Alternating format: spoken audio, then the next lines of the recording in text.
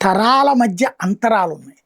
ఈ అంతరం ఎలా వస్తుందంటే, ఇప్పుడు పాత రోజుల్లో ఎట్లాంటి కాన్పులున్నాయి, ఈ రోజు కాన్పులు ఎట్లున్నాయంటే తెలుస్తది. నేను పుట్టిందైతే హాస్పిటల్‌లో గాదు. మా అమ్మమ్మ వాళ్ళ ఇంట్లో.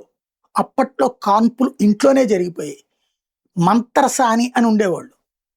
వాళ్ళు వైద్యులు గాదు. కానీ వందల మందికి కాన్పులు చేసినటువంటి మహిళలు.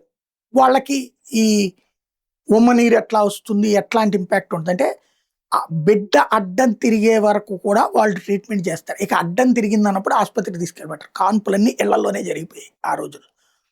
అలాంటి స్టేజీలు నుంచి ఇవాల్టి రోజున ప్రభుత్వాలు ప్రోత్సహించి ఒక కాన్సెప్ట్ తెర మీదకి తీసుకొచ్చినటువంటి అంటే వ్యవహారం ఏంటయ్యా అంటే, ప్రభుత్వాలు ప్రధానంగా ప్రొజెక్ట్ చేసుకొచ్చినటువంటిది ఆస్పత్రుల్లో కాన్పులు. Government hospital. ఇప్పటికి సదుపాయాలు సక్రమంగా లేవు. కానీ ఎక్కువ మంది ప్రతి ఒక్కళ్ళు గూడా ఇళ్లల్లో డెలివరీలు ఇప్పుడు లేవు. అన్నీ ఆస్పత్రుల్లోనే జరుగుతున్నాయి. అయితే ప్రభుత్వ ఆస్పత్రా, ప్రైవేట్ ఆస్పత్రా, కార్పొరేట్ ఆస్పత్రి అన్నది. ఈ గవర్నమెంట్ హాస్పిటల్‌లో బిడ్డలు కనే వాళ్ళందరూ గూడా పేదవాళ్ళే అయ్యుంటారు.